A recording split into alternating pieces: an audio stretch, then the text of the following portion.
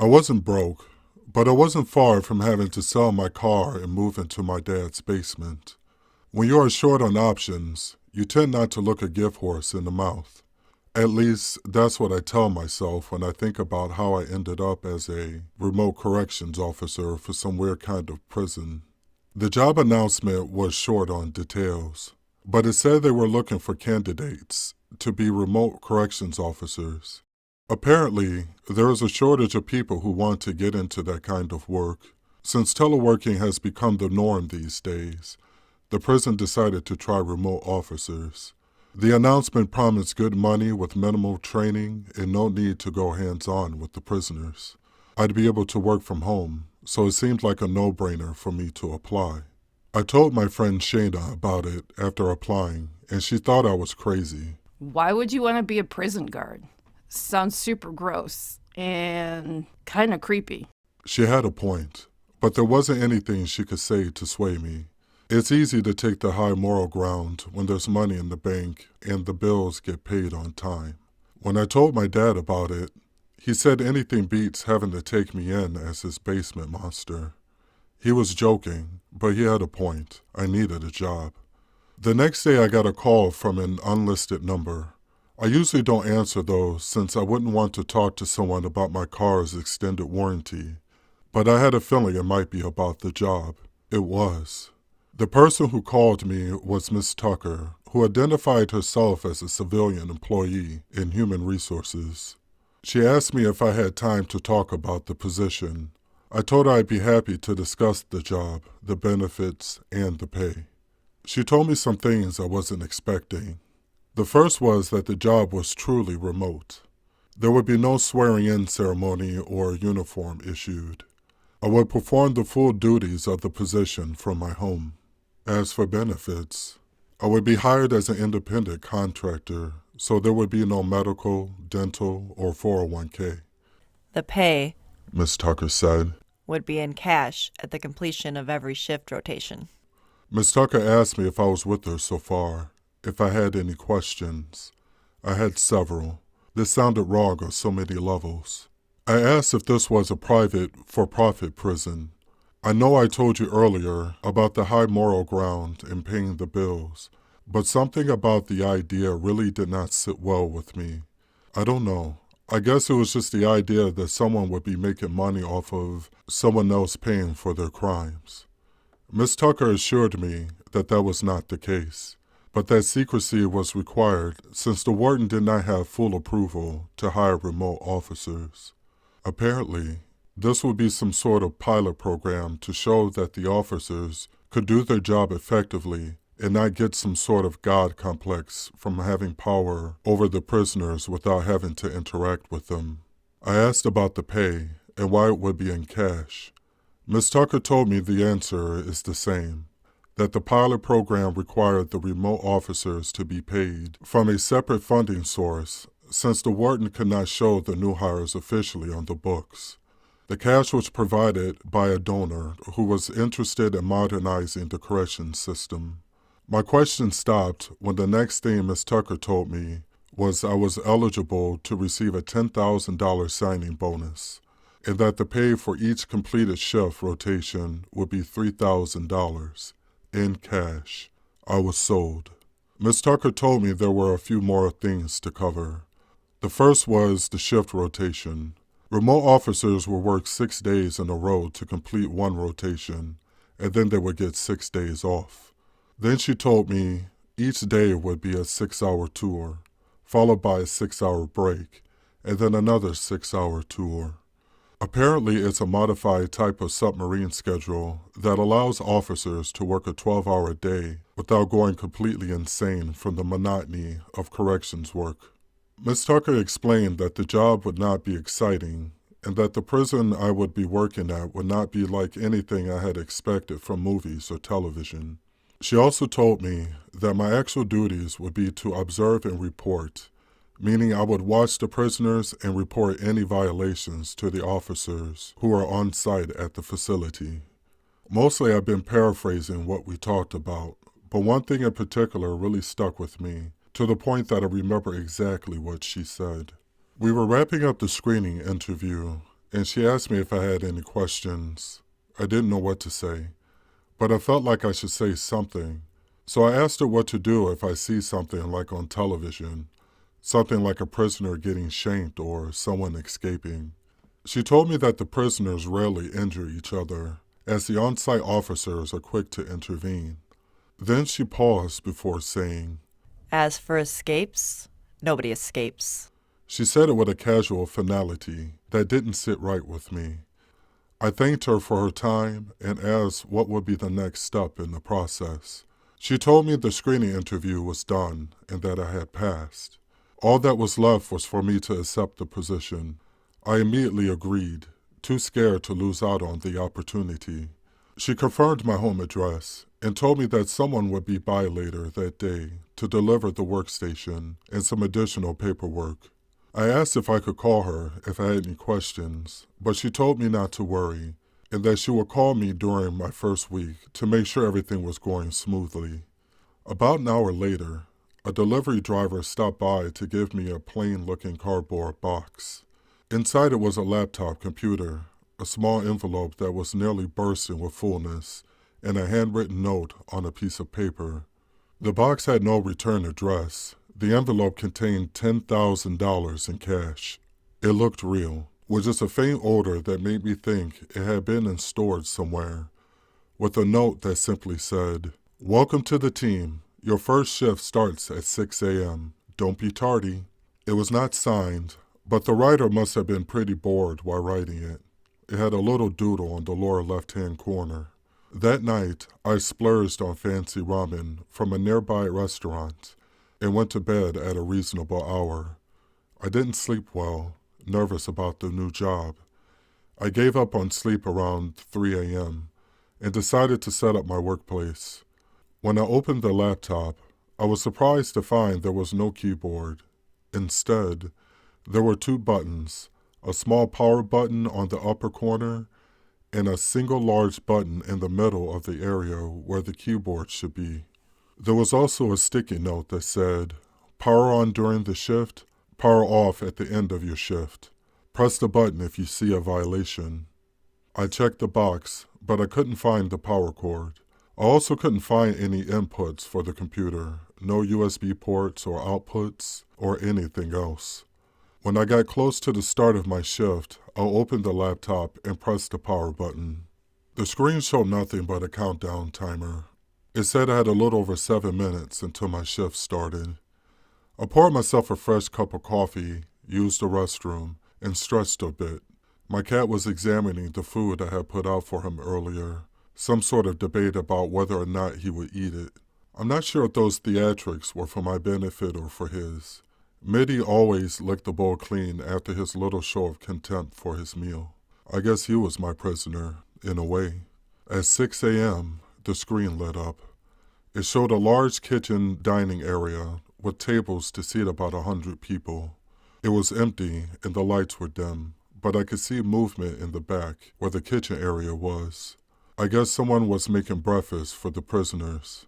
After a few minutes, the lights went on and a door on the left opened up. A man walked in. He was crying and he seemed confused. I couldn't hear him. There was no audio. He didn't look like a hardened convict. He looked like some guy you live next door to that sells insurance and drives a Kia. He walked to the other side of the room and tried to open a window. I hesitated, almost pushing the button. Was this a violation? An escape attempt? I had no idea what I was doing. The door on the left opened again, and more prisoners walked in. The first several ignored the crying man and formed a line towards the kitchen area, where I noticed trays had been pushed out toward the dining area. Another prisoner walked in, a younger guy with long hair, who immediately noticed the crying man. He ran over to him in an obvious attempt to stop him from opening the window. He had a look of worry on his face and was shaking his head back and forth quickly, clearly telling the crying man to stop. I guess this was a violation. I put my finger on the button and was about to push it when the crying man stopped, faced his would-be savior, and screamed. Then he shoved the younger guy away and started at the window again. I pushed the button and the screen went blank. About a minute later, the screen resumed, my view the same. The first prisoners had gotten their food and sat down to eat. The younger guy with the long hair was next in line, and the crying man was no longer crying. He was lying on the floor near the window, curled up in a fetal position. He had pissed himself, and he looked like he was in shock. I felt bad for pushing the button. I'm not sure what happened, but I guess the unsent guards intervened and scared him really badly. He didn't look like he had been beaten up or anything. He just looked like he had seen a ghost or something. More prisoners came in, got their food, and sat down to eat. They didn't seem to talk to each other or look at each other or do anything other than eat.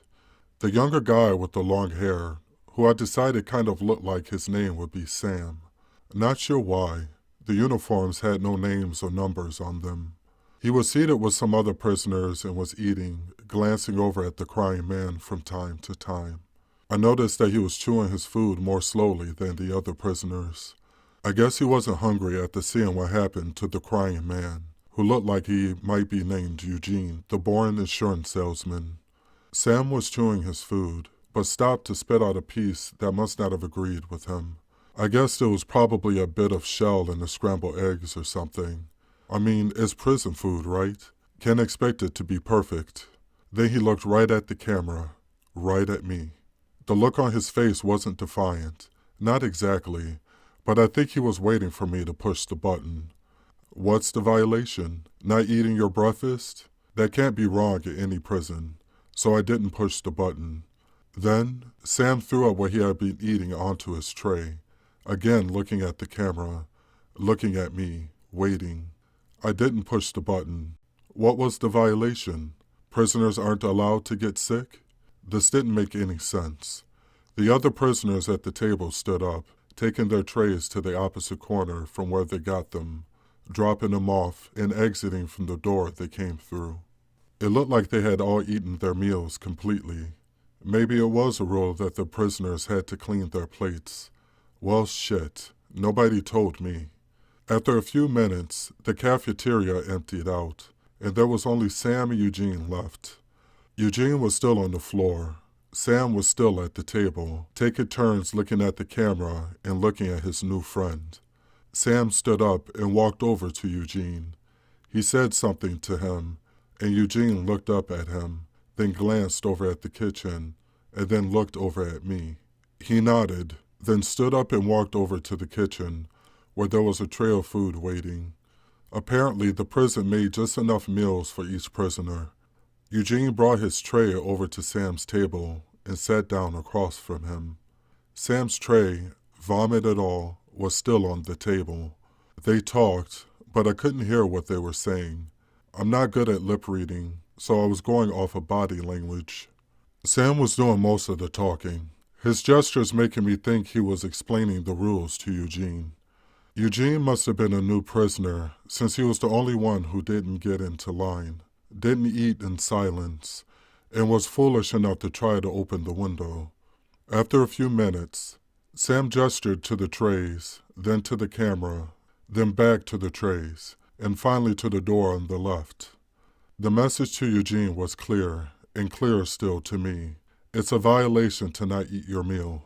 Eugene nodded, then slumped over the table and started crying again. Sam sighed, looking up at me, waiting for the button to be pushed. I didn't. Eugene might be breaking the rules, but it was his first day. What was I supposed to do? I waited, not sure what to do. I checked my clock. It was only about 20 minutes into my first shift on my first day. This place was crazy. Sam kept talking to Eugene, kept looking up at me. After a few minutes, he pulled Eugene's tray away from his side of the table. I didn't expect what happened next. Sam looked up at me, and he shrugged as he started to eat Eugene's food. He ate methodically, without any joy. It must have gotten cold while Eugene was busy trying to jump out the window. Sam looked at me the entire time he was eating. When he finished, he stood up, walked to the far corner to turn the tray in, and then he walked out of the door on the left. Eugene was left alone in the cafeteria with Sam's tray, vomit and all. I didn't know what to do. I think Sam may have broken a rule by taking Eugene's food, but maybe the rules weren't that clear. I watched the nearly empty room for about an hour, and nothing had changed. Eugene had slowed his crying, but he was still slumped over the table. Without touching the button, the screen would blink on its own. It stayed blank for about 5 minutes, and when it resumed, Eugene was sitting at the table, eating from Sam's tray. He had pinched his nose shut with his left hand and was scooping the food into his mouth with his right hand, vomit and all. He moved like someone who had gone into autopilot. The on-site officers must have done something to scare him straight. I didn't understand why I wasn't able to see them arrive to enforce the rules. All I know is both times the screen went blank, and when it came back, some sort of order had been restored. What I was watching was gross, but was it really so wrong? Rules had to be followed. Escape from prison isn't allowed. Failing to finish your meal isn't allowed. While Eugene ate, I considered the situation. Yes, it was weird, but maybe it wasn't wrong. After all, these were prisoners. They did something to end up here, right? Prison isn't supposed to be fun. Eugene finished his meal. He stood up, looking worn out and shaky. He picked up his tray and walked toward the far corner. He dropped off the tray and walked towards the door on the left. The door opened before he got there, and a new prisoner walked in, an older guy with a mop and bucket. The older guy gestured to Eugene and then pointed towards the area by the window where Eugene had pissed himself earlier.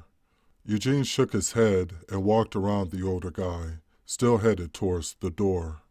The older guy turned toward Eugene and said something else, pointing at the camera. Eugene shook his head again and put his hand on the push bar to open the door. The older guy yelled something and Eugene stopped. He turned toward the old man and flipped him off, then moved toward the door again. I pushed the button. About a minute later, the screen resumed, and Eugene was alone in the room. The older man was gone, but the mop and bucket remained. Eugene wasn't using them. He was on his hands and knees, licking the floor where he had pissed himself. When he finished, he walked over to the mop and bucket and started pushing them towards the door on the left. The bucket was almost full, and he was careful not to spill anything. He got about halfway across the floor, then he stopped and looked at me. He said something I couldn't hear, but he spoke slowly, saying 6 words. He pulled the mop out of the bucket and squeezed the excess fluid back into it. Then he set the mop down, got on his knees, and stuck his head into the bucket. I held my breath, afraid to do anything, afraid he was going to die, afraid he wanted to die, afraid I was responsible for what had happened to him. When I finally gasped for air, and I saw Eugene's head was still in the bucket, I realized there was nothing else for me to do. I pushed the button.